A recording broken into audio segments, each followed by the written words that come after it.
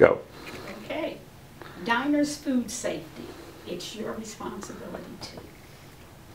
It's date night, and the idea of dining out brings a smile to your face as you anticipate the pleasant experiences ahead.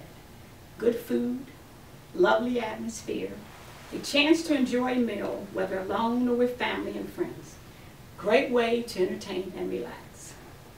Thoughts of cozying up with the toilet or visiting the hospital that night due to food poisoning or a food-borne illness does not enter your mind.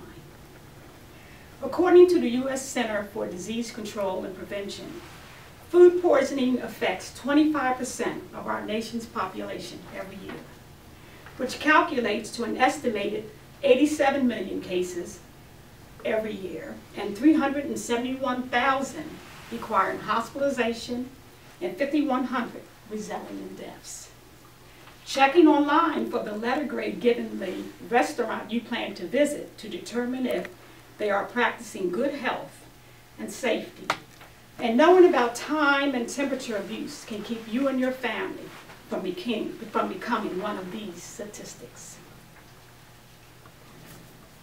Kitchen staff and food handlers are a common source of bacterial and viral contamination in your food, which can cause you to become ill.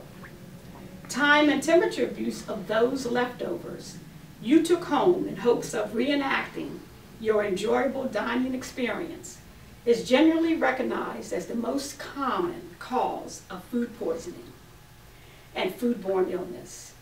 The temperature danger zone for potentially hazardous foods is between 40 and 140 degrees Fahrenheit. Not only do bacteria thrive in this temperature zone, it can double every 15 minutes in this range.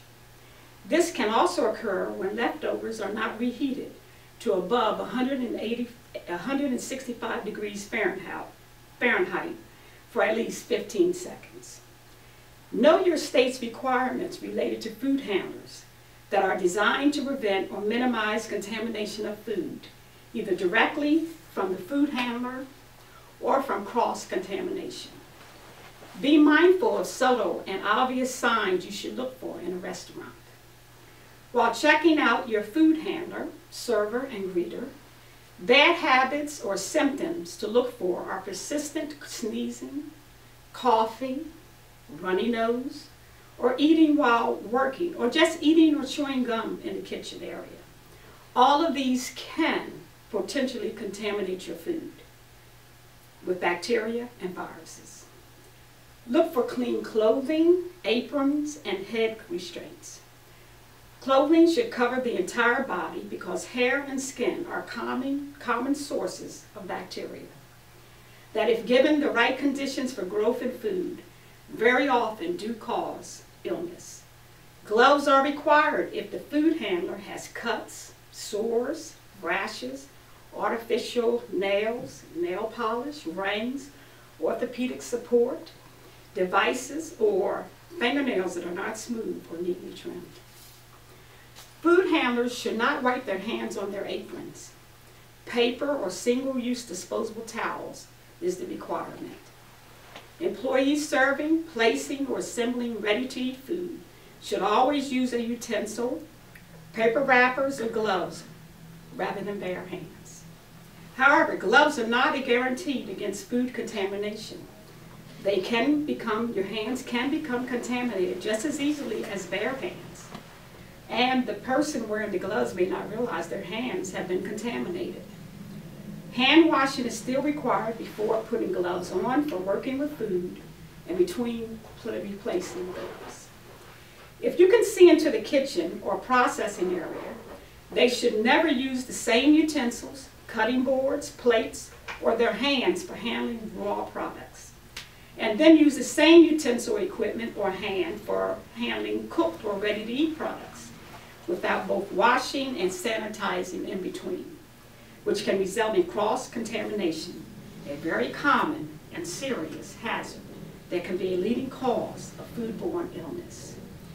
If you observe any of these hazards or potential violations, you have 3 possible actions you can take. 1, immediately notify the manager and request the problem be corrected at once. And then determine whether to stay depending on how well the manager reacts. Say nothing and leave without ordering anything. 3, say nothing and proceed as if nothing had happened and hope for the best. Regardless of how you immediately act when dining out, you should contact your state health district either by phone or by going online to complete a complaint form. Believe it or not, one main function and responsibility of your local food inspection and enforcement agency is to respond to and address complaints received by the public. Without the public's input, facilities are inspected on an average of once per year, and the inspector is only there for an hour at most. Your awareness of health hazards or potentially unhealthy conditions could possibly save you or your loved one's life, which should be uppermost in your mind during every dining occasion.